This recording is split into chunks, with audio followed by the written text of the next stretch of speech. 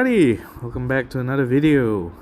It's been a while since I did this kind of video because I just didn't really find the need to do hero reviews because, well, a couple of weeks or months after, I think they last probably 2 months, and then they immediately get obsolete again when you're talking about being in the competitive level of empires and puzzles. I mean, if you're talking about top 20, top 30, top 40 wars, you'll come to realize that some of these heroes tend to be obsolete really, really, really fast.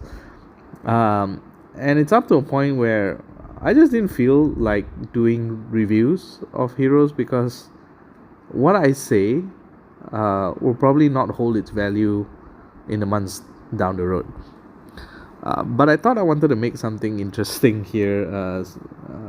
Thought I made this video just to show, the craziness that's basically happening in empires and puzzles right now, where the rate of a hero releasing, a new hero releasing, I think if I'm not mistaken, it's like I think right now it's 1 in 4 days or 1 in 3 days, something like that, which is crazy. I mean, and some of these heroes are not even in the beta, which is the weirdest one of all this. I mean, I'm not in beta, but I do have friends who are in the beta program for Empires and Puzzles, and I can pretty much say they have not seen Costume Forces.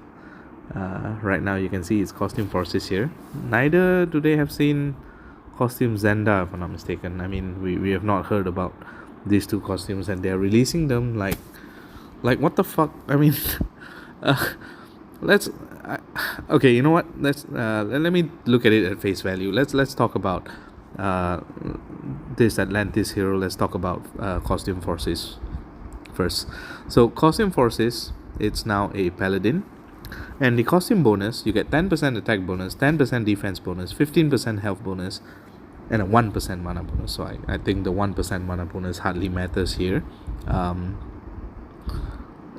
I don't think it matters because even if you don't have the reduce, for fast heroes, I mean, what I'm trying to say is for fast heroes, you need 15%. Was it 15% or something like that? Hold on, I'm all around the place, guys. Okay, so this one is 11%. Yeah, correct. So for fast speed hero, you need 15% mana for you to charge at 7 tiles. Having this 1% mana bonus, especially when the first time you use the skill, the changing tides, the first time you use it is at fast speed, it doesn't really matter unless you have a way to give them an extra, an extra 4% from the legendary troop. So with the paladin is 2% mana, with the costume bonus is 1% mana bonus, you still can't reach the 15% mana bonus. So why give a 1% mana bonus here? I don't understand. So anyways, let's look at the skill. Order from the Depths summons a merman minion for the caster and nearby allies with 25% HP and 25% attack inherited from the caster. The minion adds 4% mana to its owner at the end of each turn, and the caster gets taunt that prevents enemies from using special skill on the caster's allies for 3 turns. So this is the first time you cast the special skill, and then from then on, from the consequent turns that you cast this special skill, summons a merman minion for the caster and nearby allies with 30% HP and 35% attack inherited from the caster. The minion adds 5% mana to its owner at the end of each turn, and they get taunt for 4 turns. With another stack, all allies get plus 25% attack for their minions. So the stack hardly matters, but I mean, okay, so again, I think it's better if I do it with the max power preview off, because let's face it, not everybody can do it. Can emblem forces up to plus 25. I mean, the ones who get him immediately will probably do it, but I mean, realistically, you can't be spending like that just to get it to plus 25 unless he's really bonkers. But okay, something to note here, and this is where the important part of the video, other than me rambling about for the last 2 minutes. So they've reduced the mana gain for the first charge. So initially it was 5% for each minion to give mana to its owner. Yeah, so you can see here it's 5% for the first one. They have reduced it to 4%. They have reduced the minions for the first charge, 25% HP, 25% attack, as opposed to 27% HP and 26% attack. But they've maintained the taunt at 3 turns. Now the second time and onwards that you cast this skill, you get a much bigger minion. So 30% HP, 35% attack. You get the same amount of mana gain, but you get 4 turns taunt. So that's the improvement that they've done onto costume forces, and you're going to see the same thing. It's just numbers being played around for season 3, season 4, season 5, and now even Atlantis heroes as well, this Untold Tales heroes. And my gripe here is, what are they doing for season 2 then? Why is season 2 being neglected? Season 2 is the only batch of heroes that are being ignored in terms of their power level. I mean, you look at season 3 got buffed twice. Season 4 has a buff twice. Season 5 has now a costume that makes them essentially relevant in terms of stats. Maybe not in terms of abilities, but in terms of stats. And then now Untold Tales heroes. So now this forces now is 1323 power at max with plus 25. And if you look at, I don't know, let's find costume Ariel. Where's costume Ariel? Where is it? Why is this taking so long? Okay, let's find costume Ariel. Alright. Costume Ariel at 25 is 1116 power. So it's 216 power less than costume forces. It's not even 100 power less, it's 200 power less. You get a lower attack bonus, a lower defense bonus, a lower health bonus. You get, okay, fine, you get 5% mana bonus, but hey, we've gotten used to that from most of the other costumes. Why? I mean, Ursenia is kind of nice to use, same as Ariel. I mean, people still use Ariel a lot. And then there's these heroes like Okeanos here, costume Poseidon, all of this which are not really used and would definitely like to see a bit more change in their stats in order for them to be relevant. So why come up with this donkey here that is just a mere change in, some numbers to the special skill, and then release this as a hero that didn't even pass through beta to begin with? I don't understand, like, why? So I think this is really weird, the fact that they are releasing costume forces like this. It would have been nice to see a change in how forces actually functions.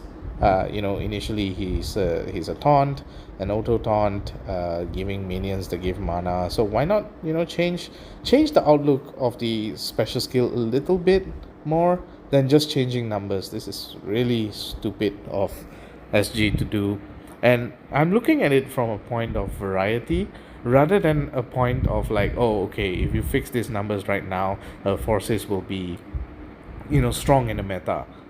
No, he's not. I mean, first of all, he's not even auto taunting, so he's just have this stupid revive thing that works at like 4 turns, which is bad, I think. And then you're gonna have to wait for the second charge in order for him to be actually useful. So what I don't understand. This is such a weird way of releasing costume forces. Like, I'm pretty sure if they have just sat down for another, say maybe 2 months, have someone say, you know what, let's put season 2, let's give maybe something to season 2 first before we consider looking at forces. And by the way, there was supposed to be costume forces and costume Persa at the same time. I mean, Persa is a relatively new Untold Tales heroes as well. So why are they going through all this and not buffing the season 2 heroes? I'm pretty sure if you buff season 2 heroes, there will be people who will actually summon in the Atlantis portals, and as well as you can actually feature one of them here, one of the whatever changes that you make to the Atlantis heroes, you can actually feature one of them here, and I'm pretty sure everybody will be wanting to try for one of them. Like, I mean, my case in point, costume Ariel definitely deserves a buff, and she's still being used even in top tier, top flight meta. But because of her health and because of how she is right now, she might be obsolete in the face of using maybe a different style of healer like Talassa, for example. So I find this very weird. And SG is really, I'm not sure whether it's the development team or their marketing team or whoever it is in the SG, they're really not doing a good job, I feel. And it's so weird. It's really weird. Anyways, we do have 4 pools here. I've been collecting coins for a while now. And it would be nice. I don't have a forest, so it would be nice to get costume forest, but I'm not hoping for anything. In fact, if more than anything, I'm actually hoping for Domiventus. I kind of like Domiventus here. But yeah, I mean, it's so weird. I really don't understand. And we're gonna continue. I'm gonna look at the next portal, and I'm gonna talk about it as well. Once I do these pools. It's been a while since I did a pool video. I did a video of, oh my god, can you stop giving me season 1 heroes? It's been a while since I did some kind of video like this. Jesus. Okay, whatever. So it'd be nice change. Alright, Thura. Well, welcome to Monster Island Summon, a brand new summon where it includes every single hero from the Monster Island that is from the Monster Island before this. So you have, I think, 3 different families here. So you have the one from Hawthorne, which was the initial one, the Plains Hunter family, and then you have Ebba, I think, which is, no, not Ebba. Is it? No, not Ebba. Is this one? So you get the Jungle Hunter family, and then you have the is it Plains Hunter, Jungle Hunter, and Abyss Hunter. So there's one of it which is the Abyss Hunter. I think it's this one. Yep, the Abyss Hunter. So they're collecting all, like grouping all the Monster Island heroes and making it into a portal right now and giving you another different way to summon. They're introducing a different coin to summon. Oh my god. So this is so weird. But they have 2 new heroes to talk about, so let's look at both of them. Thura, it's a yellow ranger, so it's from the Plains Hunter family, so bonus for 2, 3, 4, 5 heroes, 5, 10, 15 and 20% attack. Then they have this special skill damage reduction. This was always a nice one to have on Plains Hunter families. And then this passive where they just mark someone and they keep receiving damage. Alright, guiding arrow, fast speed. Deals 355% damage to the target nearby enemies. These numbers just don't matter to me right now because, I mean, 355% to 1626 attack, it's pretty decent. So, I mean, just take it with a pinch of salt right now. I think the more important thing would be to look at the rest of the special skill. The more health the enemy has, the more damage they will receive, up to 435%. Okay, so initial hit will be really painful. The caster and nearby allies bypass defensive buffs with their attacks for 3 turns. So defensive buffs includes counter attacks. And the caster and nearby allies special skills deal an additional 80% damage for 3 turns. So the idea for using Thura is you want to hit with her and then cast her again to take benefit of this 80% increase damage of special skill. Again, very generic, very simple yellow hit tree that is not even, I mean, it's really hard to find synergy in this kind of hero right now in Thura, just because there's not really a yellow hero that gives defense down for 3 apart from costume rabbit, costume white rabbit, costume Leonidas, and that's about it. So you're basically either going for either Thura or you're going for either Shimmer Skill. And in terms of utility, I think Shimmer Skill is much better. And the best counter attacker on defense has been ruined now with Garten being changed. The balance changes for Garten has made him no longer being a counter attacker, but is more of a healer and health reductor. So yeah, before this, I would be like, oh, Tura is pretty good, but in this current meta, Tura seems really meh. I mean, sure, if I see her on defense, I'll be like, oh, that's a new hero, that's Tura there, but is she really that good? I don't know. I'm pretty sure with this kind of special skill, she'll be obsolete in 1.5 months. There's gonna be a new yellow hero that's gonna come out that's gonna outshine her. Whether is it in terms of dealing damage to all or having a better utility. Hell, I think maybe even Scroll Beast from the Goblin family might be even better than Tura. So I'm not even sure the concept of coming up with this kind of design, especially when you keep releasing heroes, you keep releasing one new hero every 3 days, and it gets increasingly more powerful in terms of the power creep. Tura is going to be obsolete in 1.5 months, guaranteed. And I'm not making this up. I'm actually expecting her to go obsolete in 1.5 months, just based on what her special skill does. Alright, so let's not be so negative. Let's look at the second one, Duan. It's a paladin, purple paladin. So Thundering Strike, average speed, deals 300% damage to the target. If the target has more than 50% health before receiving damage, targets another enemy who had over 50% health before receiving any damage from this special skill. If none of the other enemies have 50% health, targets a random enemy. The damage is increased on each consecutive hit. Each enemy can only be hit once. All hit enemies receive 498 bleed damage over 3 turns. The caster and their nearby allies absorb 30% of dealt bleed damage as health. Okay, so new mechanic. So instead of having the damage reduce as you bounce onto targets, the damage actually increases. Now this is going to be fun. The question is how much in terms of increase. Now if you look at heroes like Anne, Miss Ethel, those kind of heroes, they reduce, I do believe it's a 50% reduction on the first hit, and then it slowly reduces by 20% if I'm not mistaken. So this one, if it goes by the same thing again, then the last target is hitting will probably, well, he won't die, but he'll be hurt enough for him to actually kill off in the second, or whoever you have that is hitting right after Duan. Yeah, you might kill that particular target. So this is an interesting one. The bleed is interesting. Absorbing bleed damage as health is interesting. So okay, I'm making this. He might even still be relevant when Thura goes away. When Thura becomes obsolete, you might still see Duban. But in general, you don't see Anne or Miss Ethel anyways in wars. Not really that much. So it's really hard to see whether Duban will be relatively relevant in the upcoming months. I'm pitying the both of them. They're being released at the wrong time right now, where the pace of the game is just so fast, and the output of new heroes coming out is just insane.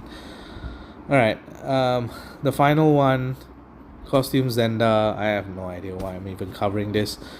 So instead of a fighter, he is now a monk.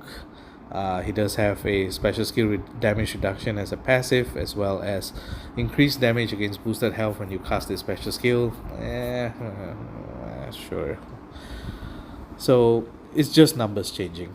Again, initially it's 250% damage to all enemies, now it's 230%. They get more burn damage if I'm not mistaken, and then again the caster gets more burn damage as health.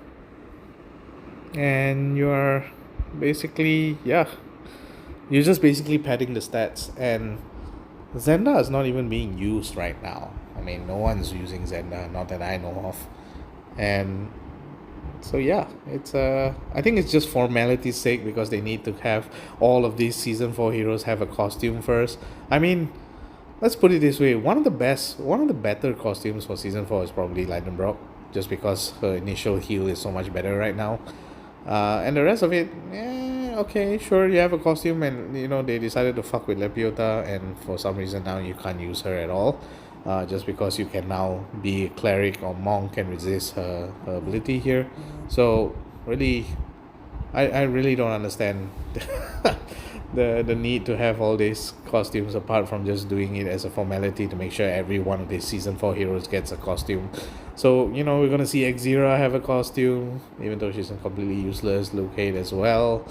Yeah, we're waiting for Congalak's costume, I guess. And yeah, all these costumes that came out, not one of them I think I've seen. Some do say that costume of Tross is good, but yeah, don't really see that. I'm interested to see if they change anything for Zakina as well. I have Zakina, so I might be interested in that.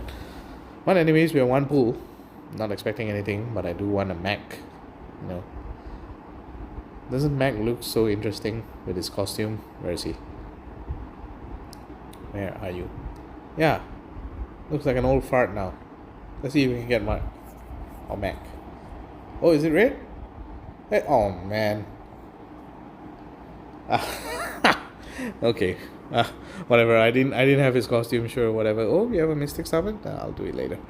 But anyways, that's basically the 3 new portals that just came out today, and yeah, pretty shitty. So I've completely cut off any spending or any contribution I have towards this game. I'm only playing it right now to see how far my roster can go, and yeah, let's see how long this game survives, because let's face it, the pace that this is going, everybody is getting exhausted. I mean, Master Emblem's coming plus 25. Right now it's padding the stats, sure, but it's not doing anything out of the ordinary right now, and there's nothing really much to talk about. So I won't be doing too many hero review videos, especially if I'm being I don't want to sound too negative all the time. Some of these heroes, maybe when a new hero comes out that's actually very much interesting, I might do a video about it. But other than that, nah, probably won't do much videos anymore about heroes. Who knows, maybe in the future things will change. I am not sure, but for now, I hope you guys are still enjoying the game and hanging in there. Monster Island is coming tomorrow, so good luck with that as well. And I'll catch you guys in the next video. GG.